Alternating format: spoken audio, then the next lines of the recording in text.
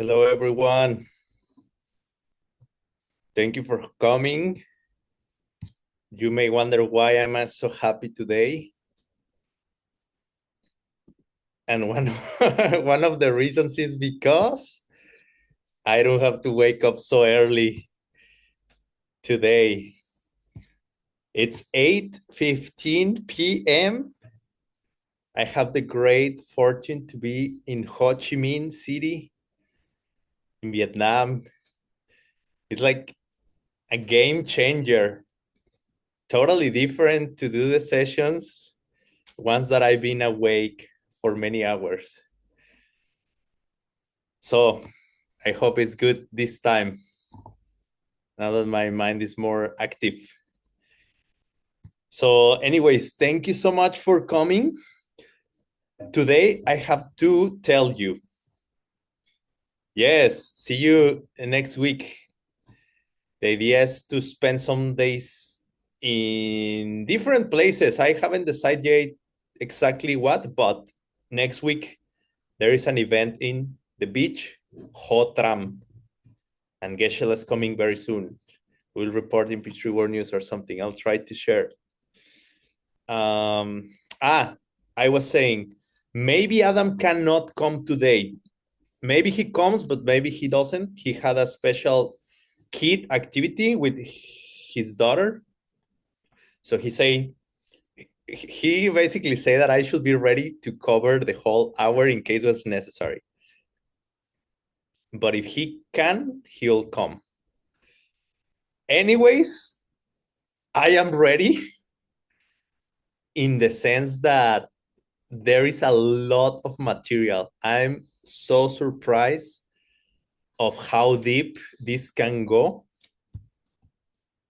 And let me just make sure, are we all recording? Everybody who's recording is recording? Should I need to record? Yes. The other day I got scared because I thought English was not recorded, but I think Gina is recording English. I hope.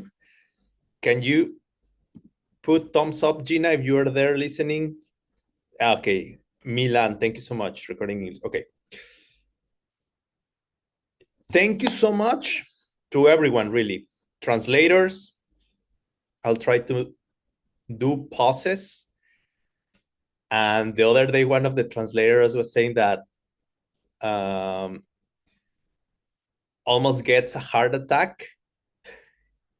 So we will try not to give anyone a heart attack. At least not, anyways. We'll try to protect life. I had the chance. Oh, yeah. Okay. So thank you, translators. Thank you, recording people. Thank you, participants, really very much for your time and interest mostly. Because also I want to thank people who ask questions in the chats, because with that, we get an idea of what topics to cover or what approaches to take, what topics to choose. And not only that, but at least speaking for myself, I learn a lot from your questions, either from your questions or either trying to answer the questions or investigating about the answer. It also is a great chance for myself to learn. So I like to see this as a more like a lab, like a laboratory, an experiment where we get together, we discuss these ideas, we help each other, we learn together, really. We grow in this exploration of the Pramana topics together. Thank you very much.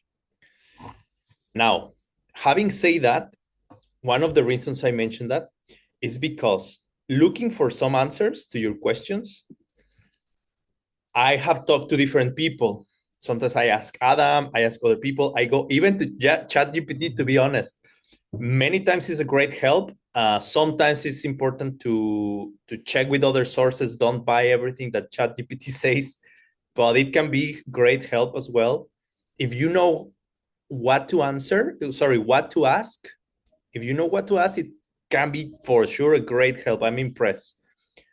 Anyways, today I was talking with Ben Kramer. I was asking him a lot of questions on the chat, and all of a sudden he decides to call me. He was nighttime for me, morning time. We had like a 45-minute conversation. Unbelievable. He blew my mind. Unbelievable. I learned a lot. And also I learned that I have so much more to learn. Sometimes the answers don't come right away, but I feel seeds are planted in our minds, and just let's keep planting good seeds, and these questions will be cooking in our minds and cooking in our hearts. That means speak slower. I thought I was slower. Unbelievable. Okay, I'll keep trying. Yes, it's about, I think a lot has to be with being patient, keep planting good seeds, keep being kind with other people, sharing what we know, and these seeds will ripen in our minds in the form of clarity, answers, new discoveries, realizations. It's like, I think that's actually what the word realization means. Like, we realize things. I realize this is this and this is that. So there are many kinds of realizations, but those can be like clarity realizations or intellectual realizations. And then I think, I really like Lungsem Yukpa Chikpa. And because realizations are, in a way, I will argue they trigger good movements of the mind and good prana movements. I feel it's like a snowball. Like, the more we have, the more we're gonna trigger more and more. It keeps getting bigger. So today I'm going to try to share a little bit of what Ben Kramer shared with me, along with this exploration of the outline of existence. So I'm gonna start with a quick review of last session, and then we're gonna explore the flow chart of existence. Then we keep going with more PPT materials. And then if there is time, who knows, but we can go to the next debate. Also, I want to hear from you if there are specific topics or areas that you would like to review or to focus, emphasize more. Type in the chat. If like many people is like, nah, forget about the outline of existence, we want debate, I will consider that as well. So please feel free to propose as well what kind of things you want to talk about. Okay, I'm gonna start sharing my screen. Very important. I really think it's great to do. While I share my screen, just think about your motivation. What is it that you want to accomplish? And what will you do if you accomplish what you want to accomplish?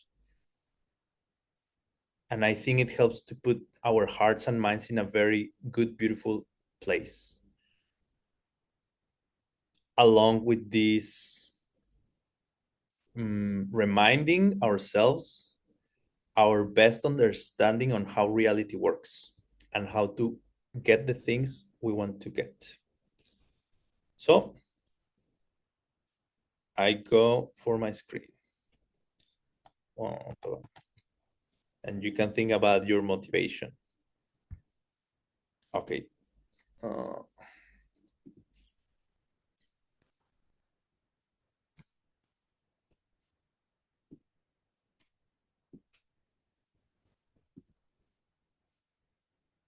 Okay. So you see the picture, right? Now, what we are talking is And let me do one more thing. Anyway, that's fine. Because right now this is a different thing. Okay. We were talking a few sessions ago about Pramana. Basically means being able to ascertain reality correctly. Pra means like forward, which in a way take us to this like it's like something good, something that goes forward, that moves beyond, that progress. And mana is it's formed with the same root that comes to the word to measure, measure in English, like to measure something, how tall, how long, how big. So pramana is basically, I will say, is like the art or the science that allows to measure things forward or measure things correctly in the sense of interpret them or get to know things in a correct way. So pramana, we can say, is this ability to have a correct and valid perception of what? So of reality. So remember the other day we were talking about what's basic, what's reality, what's the definition of existence, what is that we want to measure. And we were talking about everything, like the definition of existence is anything that can be perceived by a correct perception of an omniscient being. And here is kind of redundant because if it's omniscient, I mean, we are talking basically about an enlightened being, an angel, let's say. It's correct, but it's just important to have these two elements clear, that we are talking about a correct perception, and in this case, it implies omniscience as well. So anything that an omniscient being can perceive redundantly with a correct perception, it's like, of course, they have correct perception, but just to put it in the definition, in this definition, is something that exists. So we were talking about this example of famous, like almost like what's the name, Koa or something like that in Zen Buddhism. But it's like this, in Mexico at least, a lot of people is famous, almost like among kids. This riddle is like a question, a tricky question that plays with your mind. A riddle. They say, if a tree falls in the forest and there is no one there to hear or to perceive it falling, does it really makes any sound?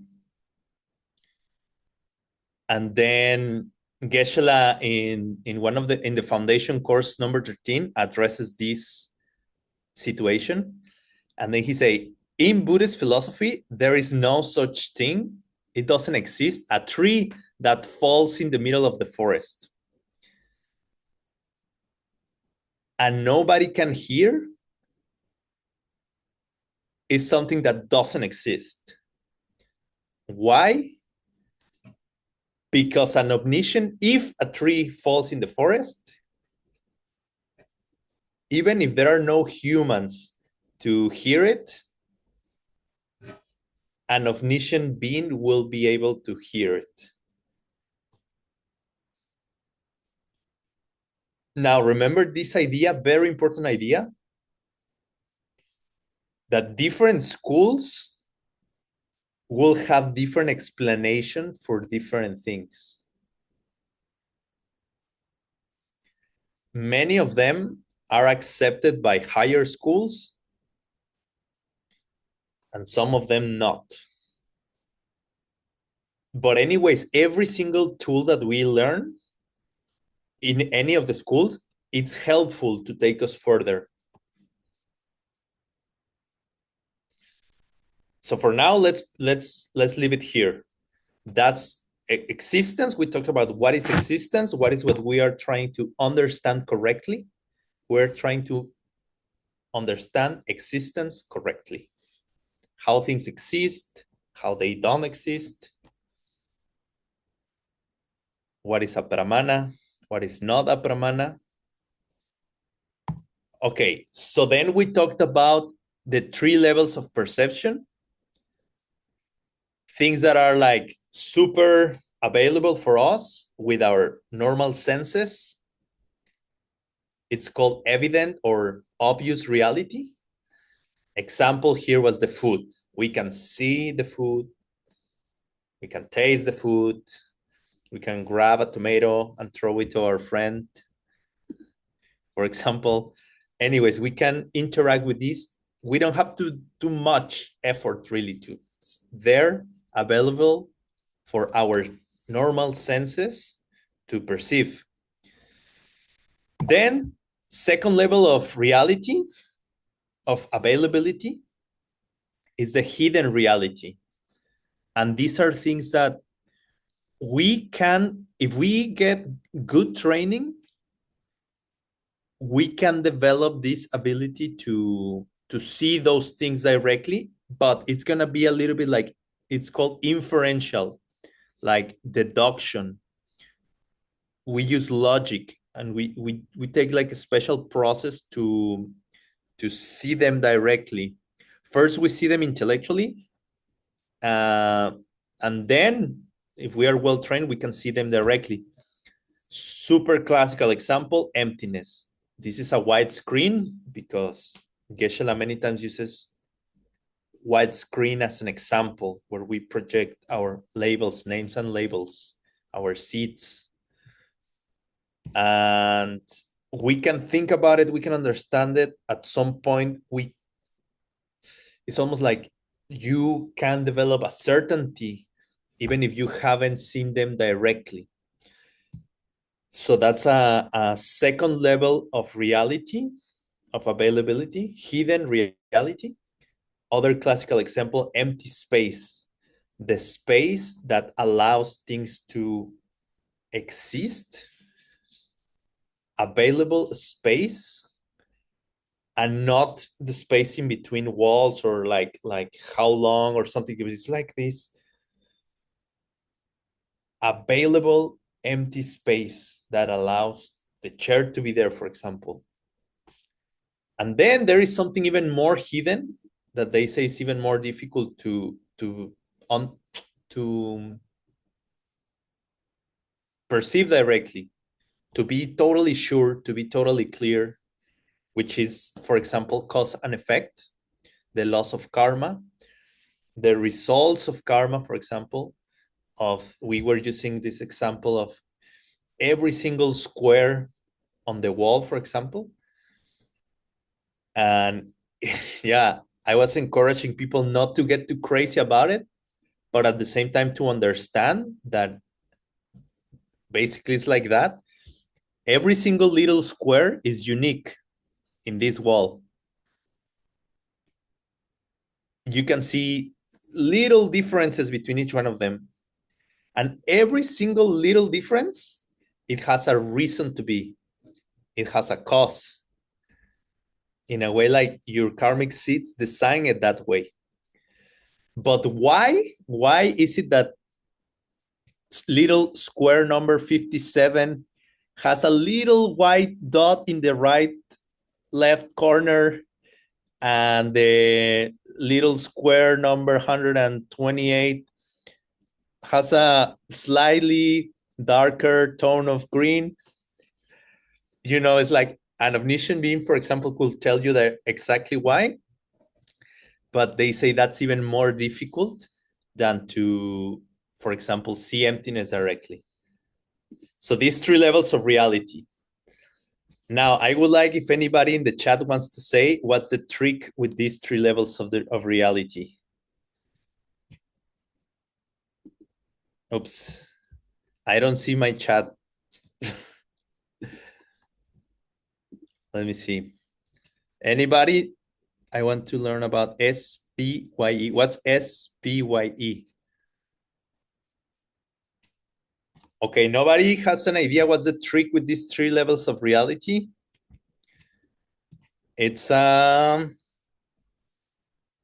clue. It has to do with the book Catherine.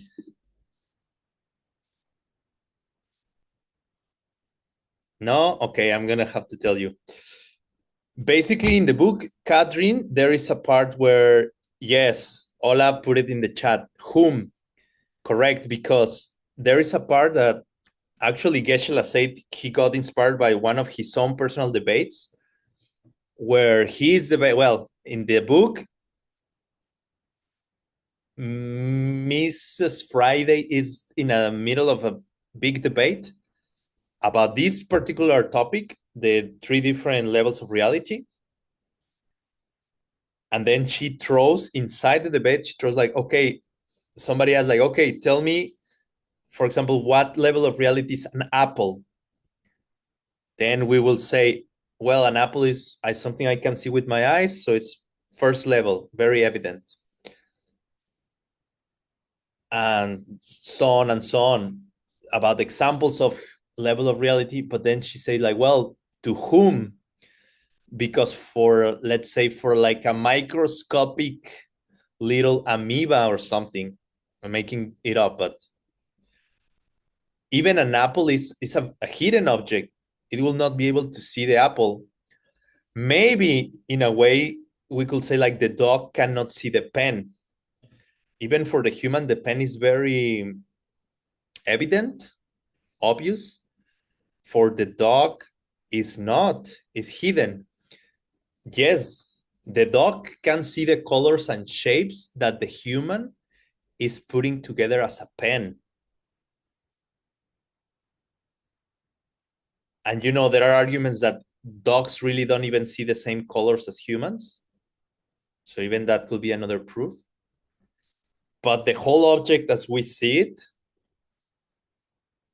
it has to do with one of its parts is the label we put on it. So to ask to whom is a very, very deep question. In the other hand, for an omniscient being, for example, even these little, the reasons, the causes for each one of these little squares we were talking about,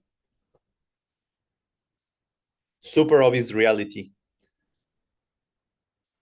So I guess we will have to say that this teaching of the three levels of reality, I will say is kind of designed for us humans.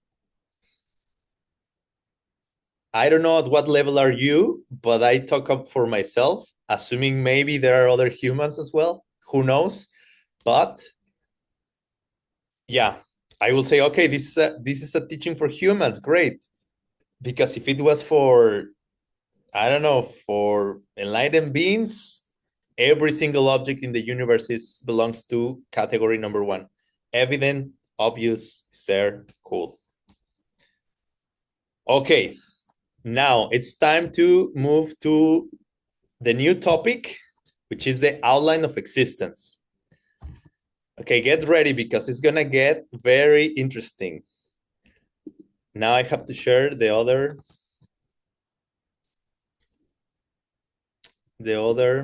PPT.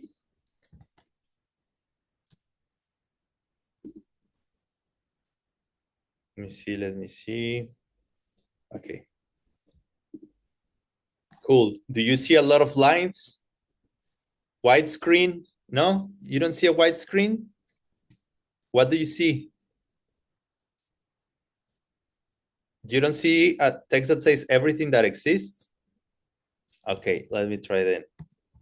Again, something may be wrong.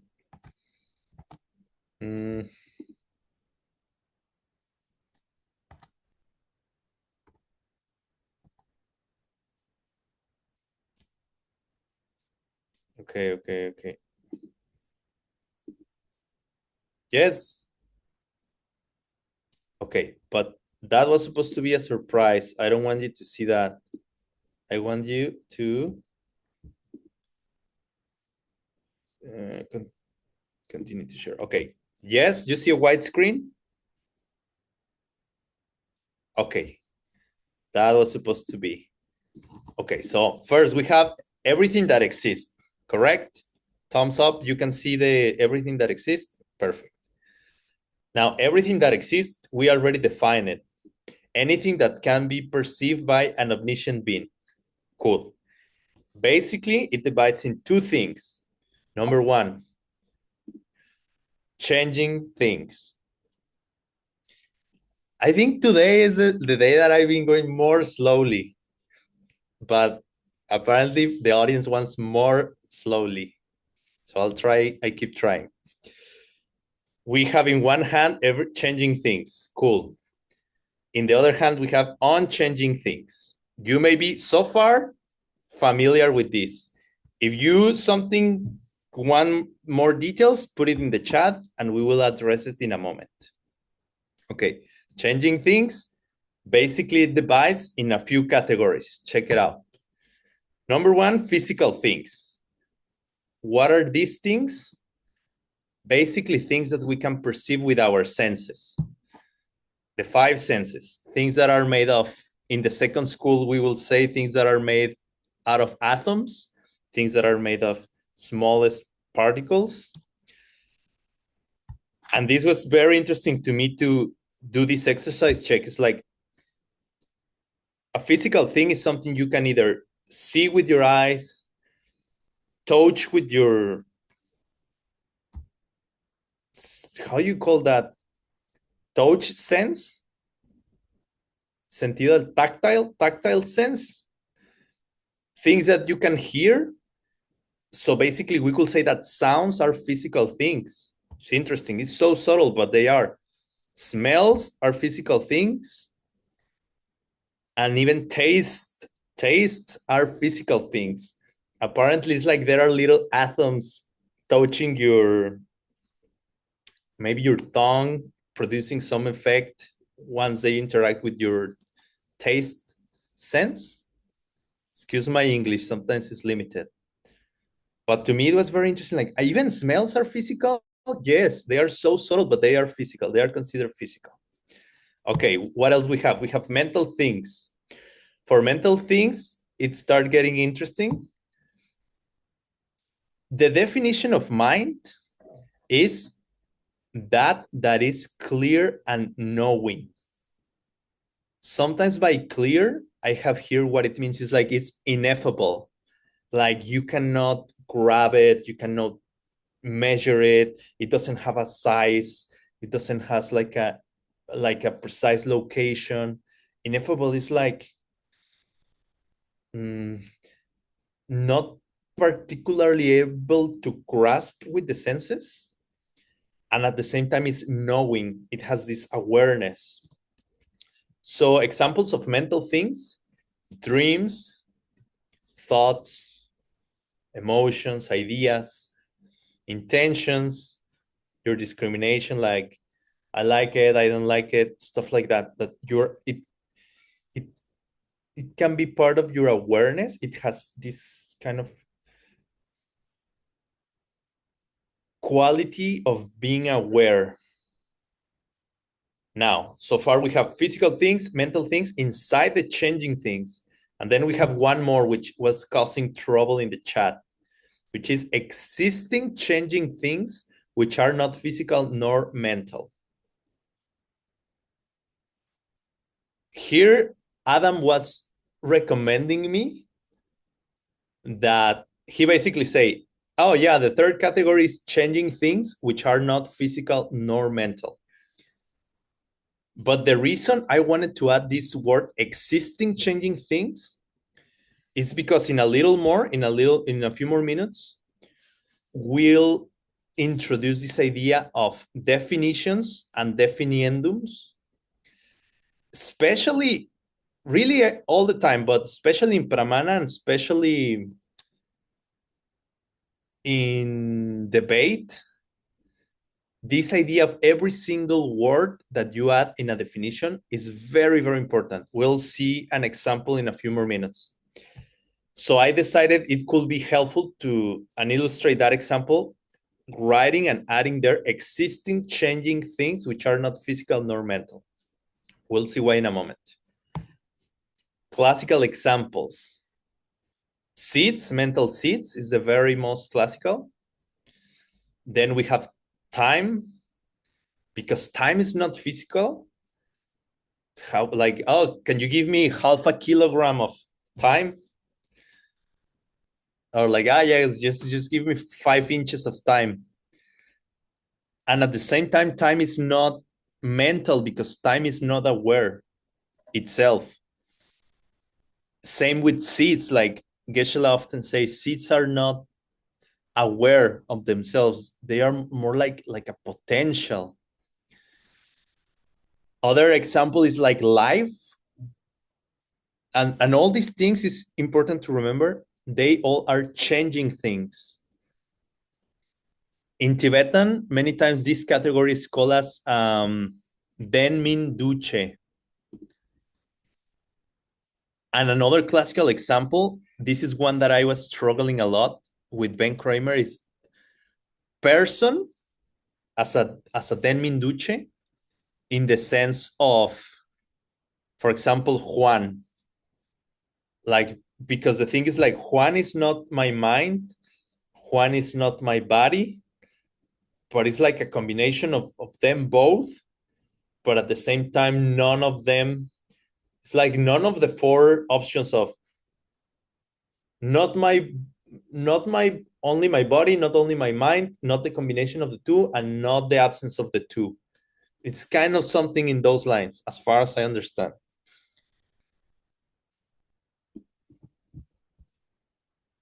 Okay.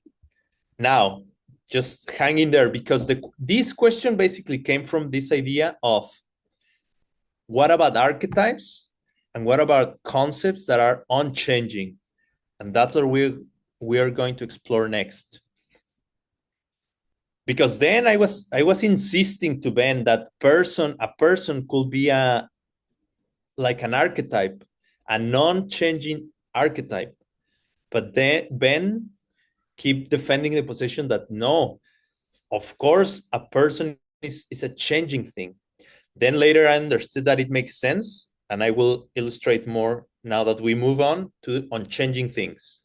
Check it out. Now we have unchanging things. The most basic, and I will almost say like main division of unchanging things are absences, like negative phenomena, lack of things. It's like things that are not there. But check this out, because not being there in the form of an absence is different to not being there in the form of not existing. It's like a very important distinction. We'll talk more about it in a moment. Classical example of an absence, empty space or emptiness. And do you see there is a relationship here where absences here for humans belong to the second category of reality. First category was obvious, accessible reality. Second category, hidden reality. So absences, same examples, empty space, emptiness. Now, there is a very special form of absence that it could almost be its own category. I wanted it to be 2 different categories, but Ben convinced me that no, actually, it's more like it's only one, but it's good to make a distinction still. And it's cessations. Because technically speaking, cessations are absences as well. But Cessations in a way is the absence of something that was there that is not there anymore, that it stopped. So for example, a cessation, examples of cessation, nirvana, even in its definition, is like the cessation of negative emotions after an individual analysis that comes from seeing emptiness directly. I almost remember the Tibetan for that. If anybody knows it and wants to put it in the chat, in Tibetan, it's gonna make the 20 points. We have a game that when you reach 100 points, you can exchange them for $100. So if anybody wants to try, but only if you know it, don't go and look for it in the internet. You can go and learn it, and some other session I will ask it again. But if you know it, you can put it in the chat. I'm not seeing the chat right now, but I'll look at it a little later. Let me see if I can remember. It's Nyundrip Malupar Pongwa Sosortangok. Okay, if somebody put it in the chat, you will $20. But it's basically that.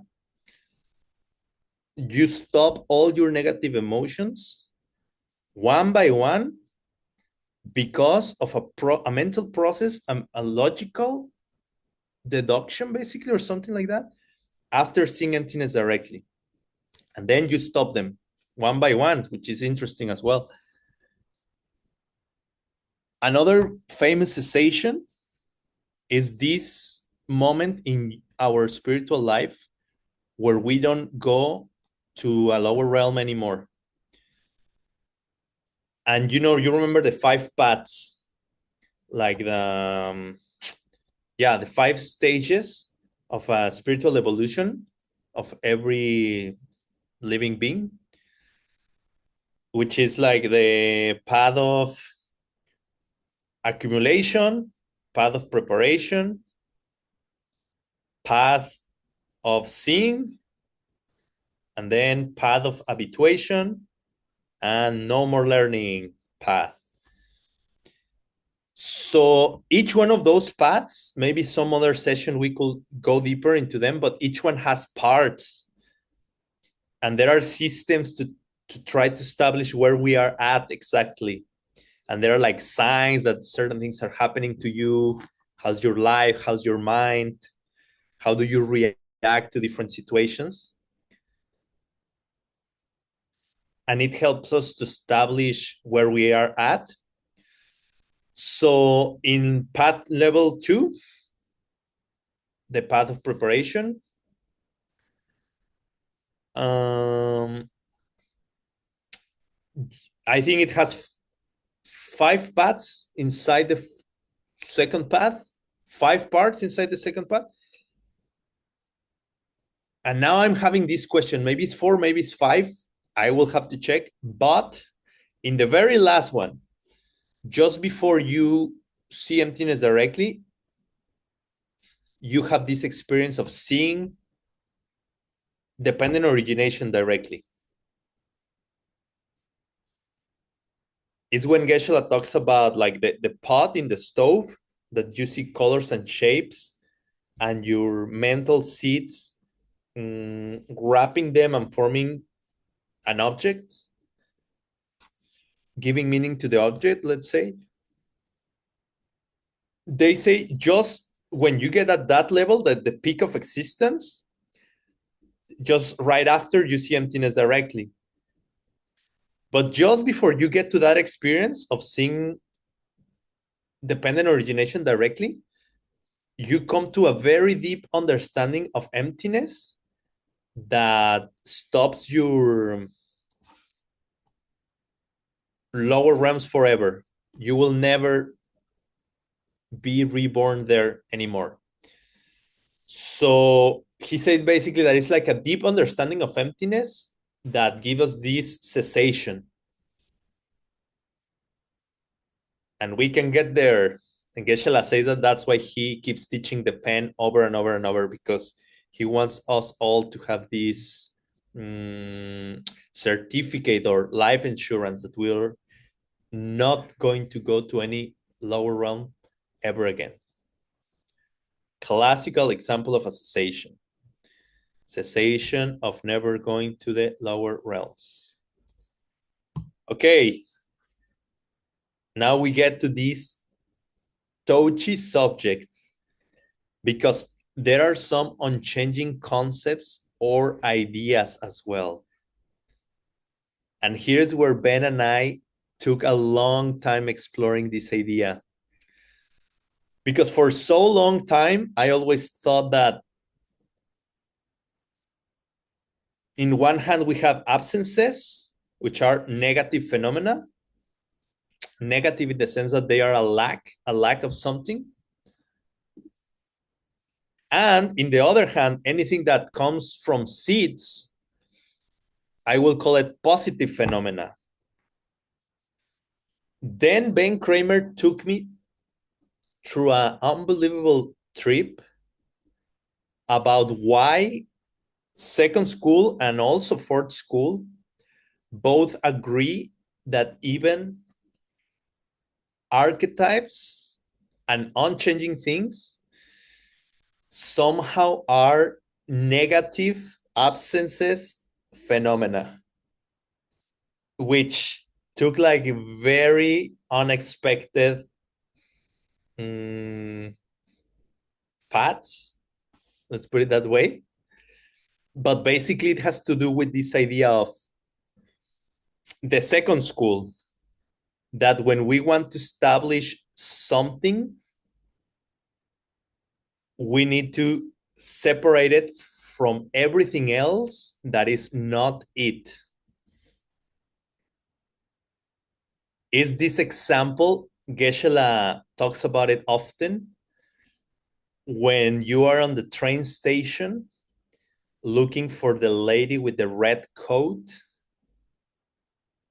and you start canceling everything that is not a lady with a red coat. And basically, to that process of elimination of everything that is not, you get to this archetype. And in a way, that's why they call it still a negative phenomena, because you get there through a process of elimination. I still have to chew on it, but it was very mind-opening. So just for now, just remember that there are certain things, and then Ben Kramer say, take away because first, originally it was unchanging positive phenomena here. And he say, no, take that. Take that out. It's going to save you a lot of trouble in the future. Trust me. Even now, you don't understand, but later it's going to save you a lot of time. Sorry, not a lot of time, a lot of trouble. Maybe it's the same. I don't know.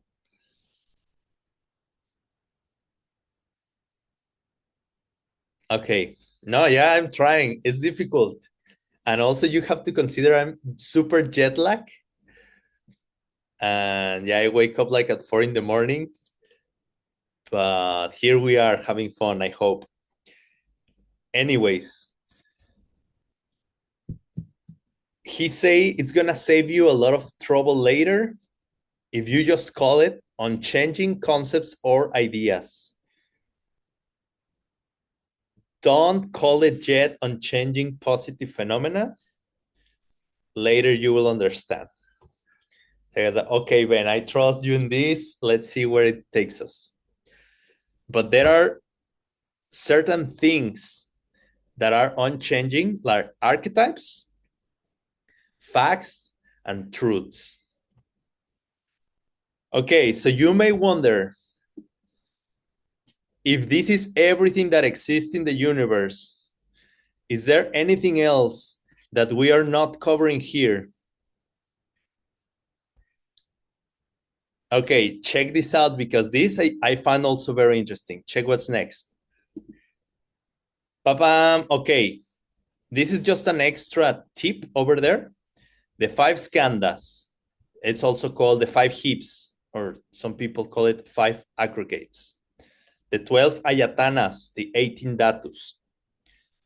it is say that each one of them are equivalents for each other. You can divide the world basically in 5 skandhas, or you can divide it in 12 ayatanas, and same 18 dhatus. And all these things basically is what compose a person. In a way, you can say this 5, 12, or 18 compose a person. They don't cover, I keep doing research about it, and apparently they don't cover the changing things which are not physical nor mental, but they for sure cover everything that is changing, physical and or mental. This will come handy later, but I thought it will be good to throw it there. Now, what about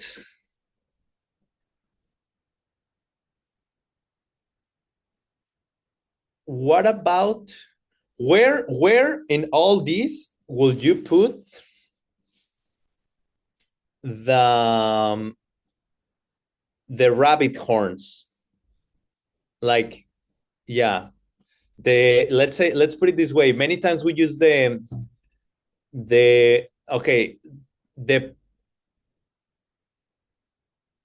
horns of the two-headed rabbit. Where will you put it in all these categories? And then I was trying, like, okay, when we talk about the gaksha, right? Classical example is the two-headed purple elephant in this room. Okay, where is it? Is it a mental thing? No, it's not a mental thing. Is it a physical thing? Well, not really. Where is it? Oh, maybe it's like a non-mental, not physical thing, but I don't know. Is it an absence? It's not here. Maybe it's an absence. Okay, I don't know. And then check this out. There is something that is outside this chart. This chart covers everything that exists. So what is missing in this chart? I'll show you. Is here. You see, not existing things. And this is very important to define or to clarify, that there are certain things that don't exist and they don't even belong inside the category of existing things. So it's like there are things that exist and all its divisions, but there are also things that don't exist. They don't even exist. Now, it was so fascinating to me that in this category here, in the non-existent things that they don't even exist, we will have to categorize the thing that is causing all the trouble in our lives, which is the gaksha. Like, imagine that. To me, it was like crazy. Like, the thing that is causing all the trouble in our life is something that doesn't even exist. Geshe say is something that has never existed. It doesn't exist right now, and it will never exist. It's impossible for it to exist. And yet still, it causes all the trouble in our lives. So what's a gaksha? A gaksha in general, it's something that is the object we are trying to deny. With all this training, all we are doing is so we deny, remove from our belief system this object. But I was talking, I think it was with Ola in the chat a few days or weeks ago, and I was telling her about different schools have different gakjas as well. The objects they are trying to deny is different for different schools. And it has to do with what they define as emptiness. Or sometimes some schools don't even talk about emptiness. They talk about something called selflessness.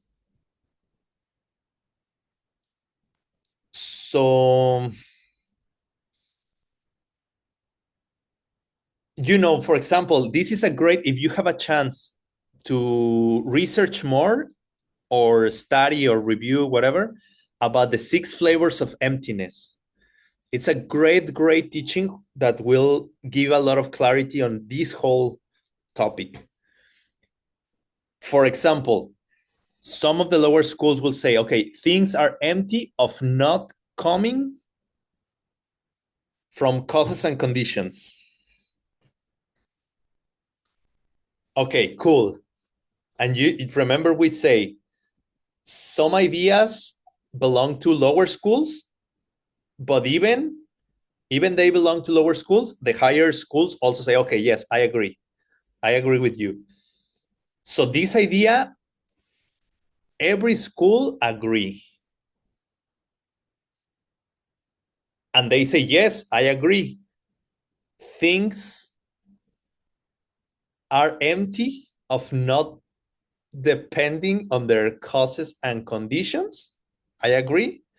But not only that, that's a part of it. And lower schools stay there, but they say, but there is more.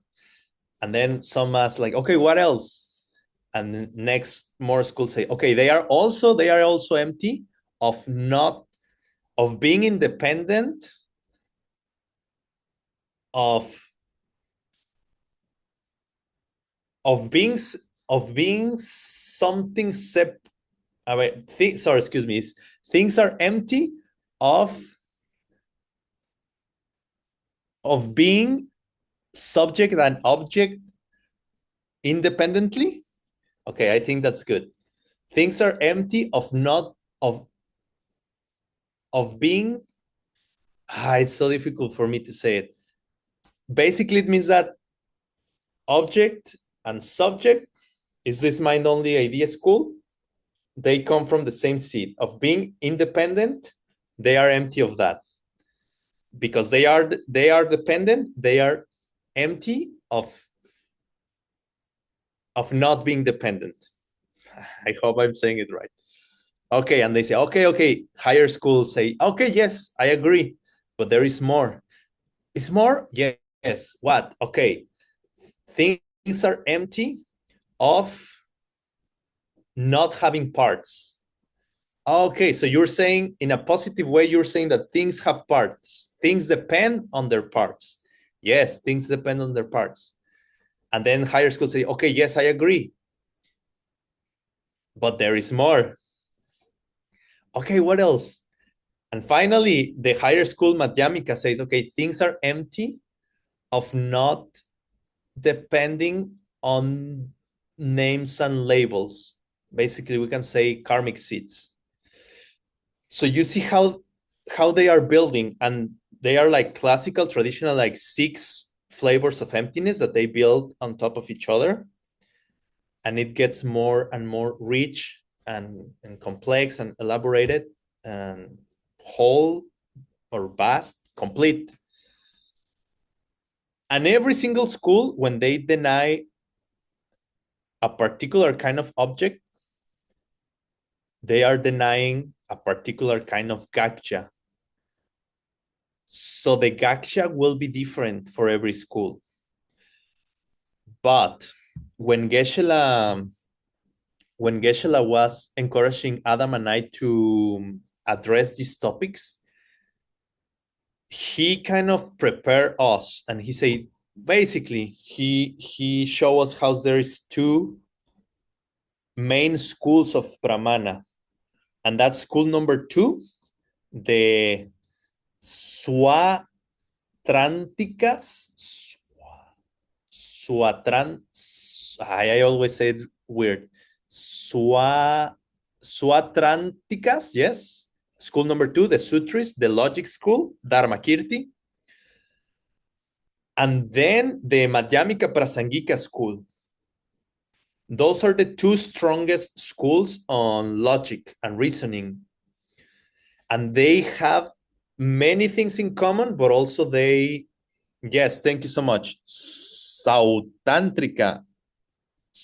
No, Swatantrika, no? I don't know.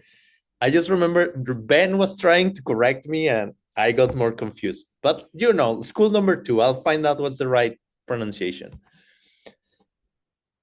Oh, yeah. So there is a lot of things in common. Also, certain things that they don't agree. And there are some other things. That's when it starts getting more deep and complex.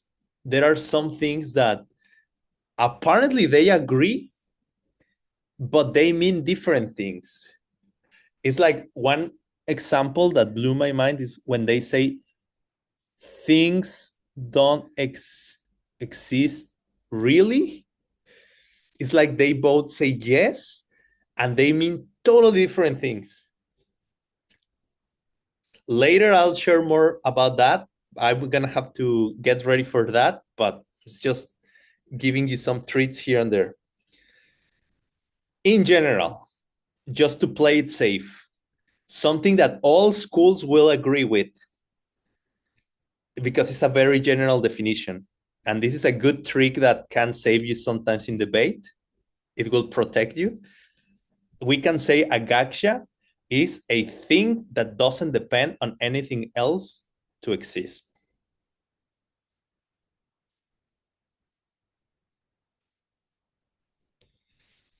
And you see the trick is here that it doesn't depend on anything else. Some people will say it doesn't depend on causes and conditions. Some people will say it doesn't depend on its parts. Some people will say it doesn't depend on your seeds. But all of those options fit into the definition of not depending on anything else to exist. So that's a good way to play it safe. But yes, Madhyamika Prasangika, the highest school, yes, thank you so much. Sautantrika and Svatantrika. No.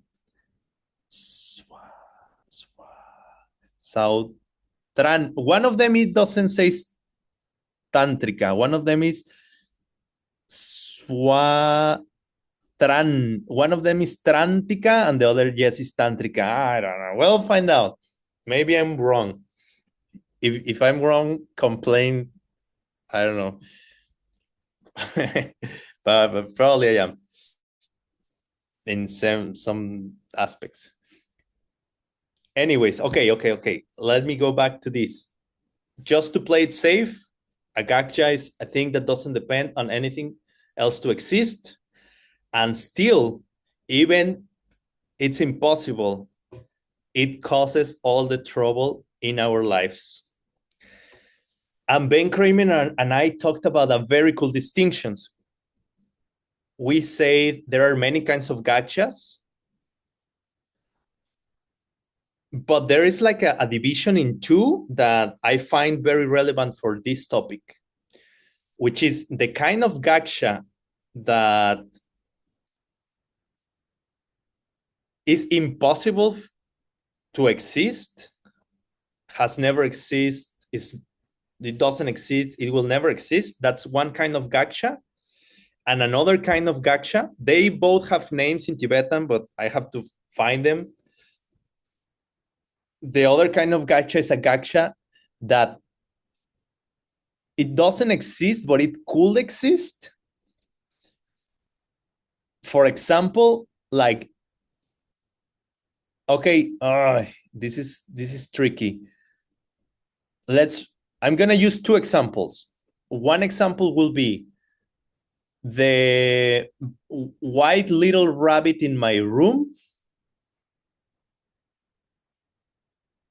It's a gaksha because it's not here, but it could be here. If I work hard, I go to the store, I don't know, you know what I'm saying? I find the little white rabbit, I bring it here, I put it in the bed. Okay, now that kind of gaksha that I'm denying in this room, it could be here. It's possible. If I plant the seeds, I could have a little white rabbit here. But there is another kind of gaksha that it could never be, it's impossible. No matter why what I do, it will never be able to happen or to exist. And that's a self-existent object. And that's the thing that causes all our troubles. But how does something that doesn't even exist could cause us so much trouble and so much pain and so much suffering? And the idea, what we also talked today with Ben, it was that it's not actually the object, it's not actually the gaksha, the thing that causes us the trouble. It's not the self-existent object that causes us the trouble, but is our belief on that object. And that belief, it's something real, it's something that exists. The object doesn't exist, but our belief, that illusion, what in Sanskrit they call the Maya, the trick, that does exist. And that is really what is causing the trouble. So basically, I mean, it makes sense that the solution, the antidote is just, we just need to stop believing in that. And imagine for a moment how your life will be if you have the certainty, like no doubt, total certainty that self-existent things don't exist and that everything around you is coming from how you treat other people, from what you say, what you do, what you think. Total certainty. If I had, okay, I have a confession. If I had that certainty, I will have given a much better tip to the food delivery guy who came before class and gave me my food. And I just didn't, because I had like a very big bill. And I was like, no, I cannot give him so much money for the tip. But I want to give him a tip. But this is a lot. How am I going to give him this? And then, I don't know, I'm not going to have enough if I give him this. And I was in this conflict and rushing and hungry, like negative emotions. So then at the end, I decided, okay, I'm going to look in my backpack. Maybe I have something else. And then, yes, I found something else, something smaller. I gave him something smaller. But then I start thinking, come on, how, if I had the certainty, it's totally the opposite. By giving him more, I will be guaranteeing that I will have more. So how our life will be if we had the certainty that those things that we believe we get and we lose and we fight for and we compete and when all those things don't even exist. That it is not how reality works.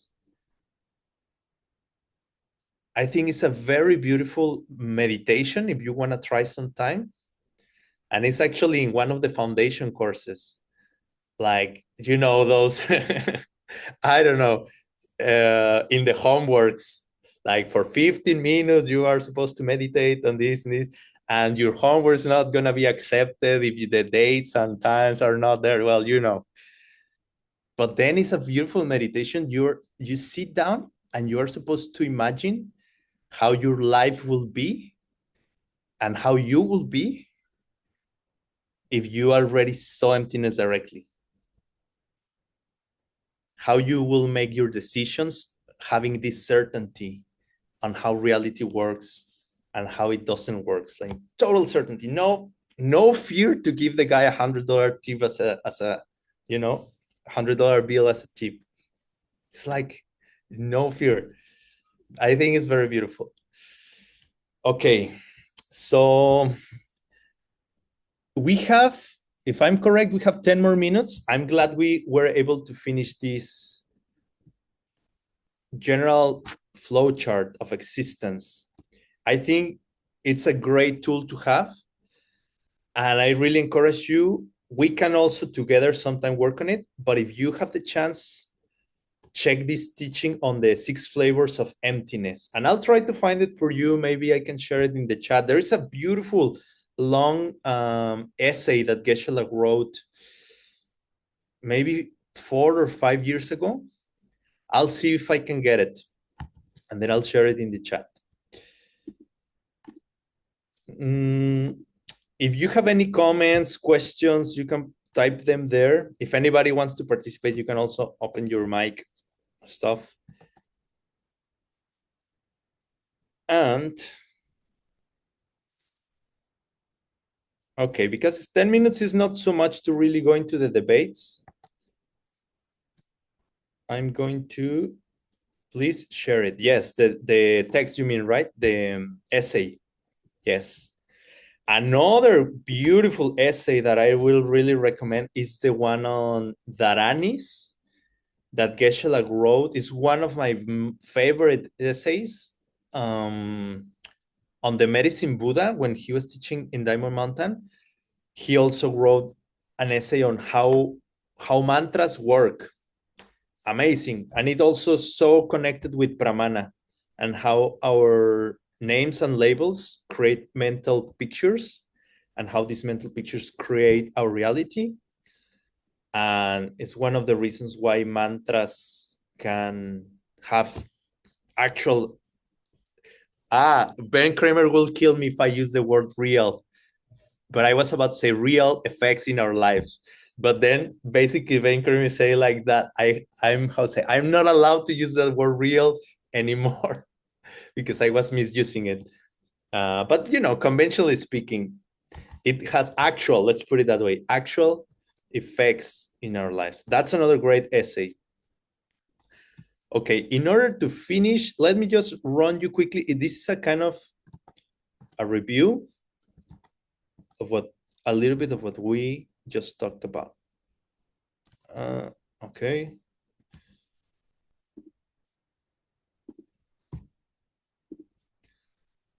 So we were talking about changing and unchanging things as the main 2 categories of the outline of existence. And first, if we just flow in one of those sides, first we will study changing things. Now, we just talked about the general flow chart, the general overview of existence.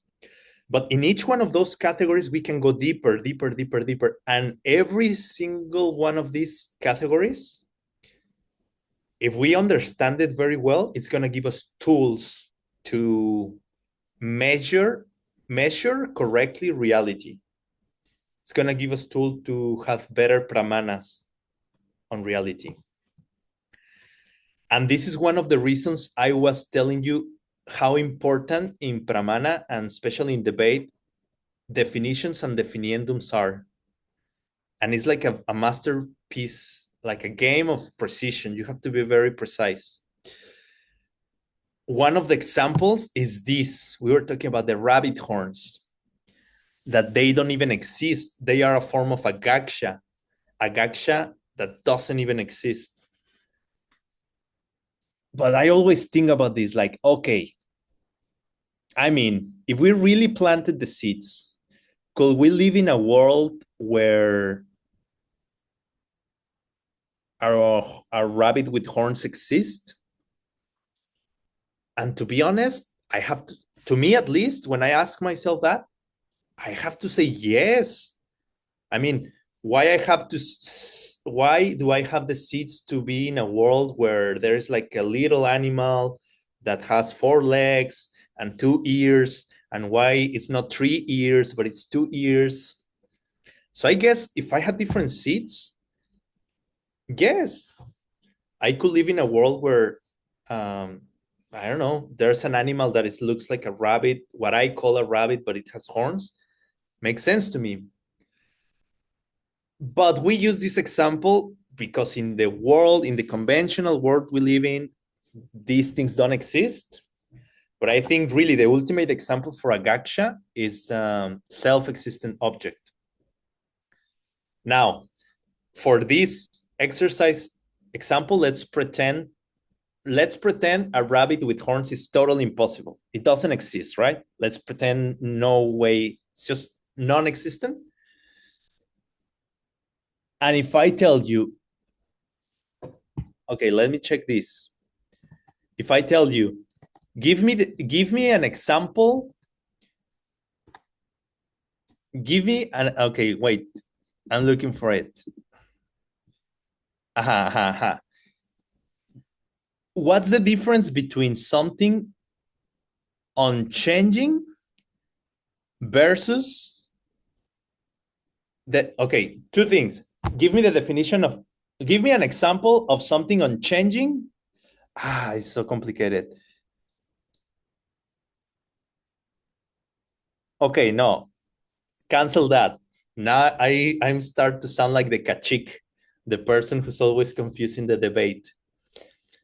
Okay, the question is, are the rabbit horns unchanging?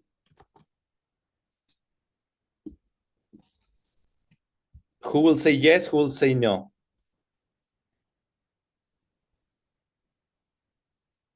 And this is like a very important, I will almost call it like a trick in a debate, but it's to make a point. To whom? That's a good question, but I think to anyone. To whom when changing and unchanging? That's a good question. Never thought about it, but I almost think like that's interesting. I almost will say like when we talk about changing and unchanging, it will have to be the same for everybody. Oh, you gave me a good thing to think about. But anyways, okay, Janet says no. So wait, the rabbit horns are not unchanging? So, okay, if they are not unchanging, they are changing. The rabbit horns are changing thing. As a concept, it's not changing. Okay, so it's changing. The rabbit horns are unchanging or are changing? Which one of those two?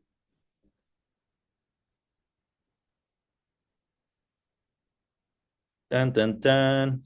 Okay, it doesn't exist, unchanging. Okay, yes, I like this idea. Yes, it doesn't exist. It doesn't even fit in the category of existence.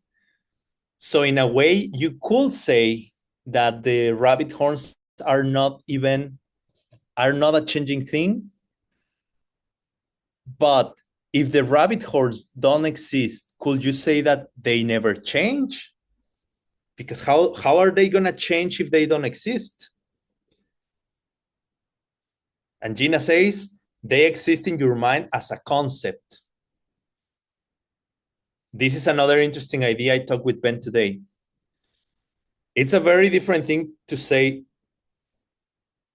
the idea of the rabbit horns versus the rabbit horns. They are two different objects.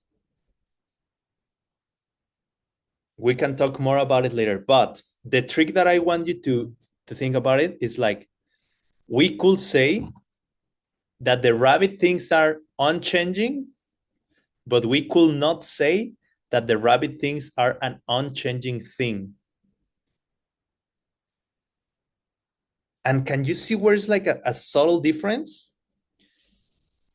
You can say that something that doesn't exist is unchanging, but you could not say that something that doesn't exist is an unchanging thing. It's like, because doesn't even exist, something that doesn't exist doesn't change. Why it doesn't change? Because it doesn't even exist. It doesn't change. So it's unchanging. You could say yes, but is it an unchanging thing?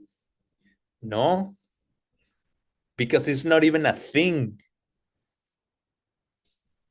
And this is just an example to kind of prepare you when we move forward into the debates, how every single aspect of the definition or the thing you are trying to define is going to play an important role in the game.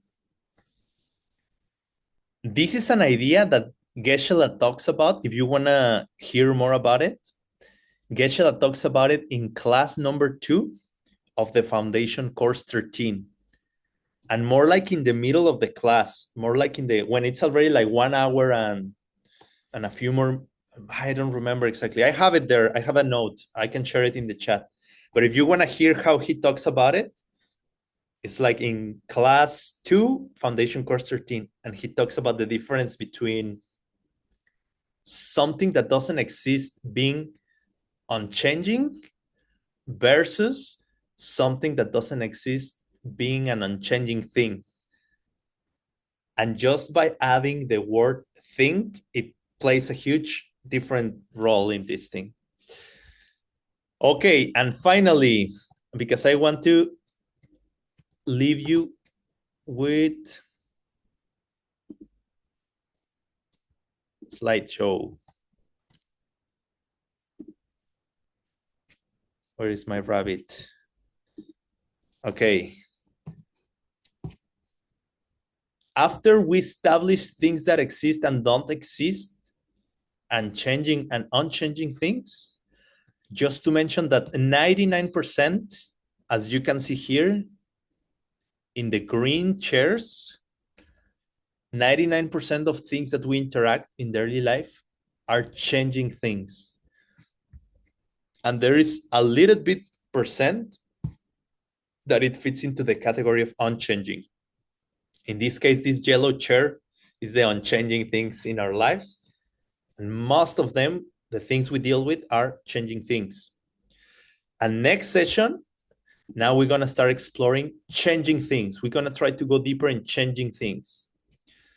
And it's this idea that there are many concepts that to be one is automatically means to be automatically the other one. And all these are examples of that, for example. It's like if you are a changing object, in Tibetan is mitakpa. If you are mitakpa or you have a mitakpa object, automatically you're also talking about a ngupo, working, functioning object. And if you're a ngupo, at the same time, you're a gyu, you're a cause, you're a cause. And if you're a cause, interesting enough, you're also a result. You're a trebu. If you're a trebu, you are a ledrupa. You're something produced by action or karma. And things like that. You're a duche. And Geshe says that it's very important to have this clear in our minds, because we will start realizing how we make a lot of assumptions that sometimes we don't even realize. And sometimes when we realize, we can use it to improve our logic and to, again, keep improving our pramanas and understand the implications of certain things that we say and we think and we believe. So we're going to start exploring deeply changing objects. Then we're gonna talk next session, I share with you about this divisions, physical things. We already talked about it, but we'll deepen on them or review them again. Physical things, mental things, and non-physical, non-mental things. Especially the one that's kind of I'm exploring new for me is this idea of the denmin duce in the person, because we will explore this idea of what's the difference maybe between the dog, or now imagine that you give a name to the dog, and I don't know, now it's what's typical name for a dog, Toby or whatever, like Toby, and then you start creating a whole character, like, oh, this is Toby and it's his birthday and Toby likes this and Toby likes that. We will go deeper and explore that, like what it's to be a person like that. It's not a physical thing and it's not a mental thing, but kind of the combination between both. We'll get there, and I hope you get something out of it, or at least give me the opportunity to keep planting good seeds and learning. Okay, we reached the end. Thank you so much for having show up.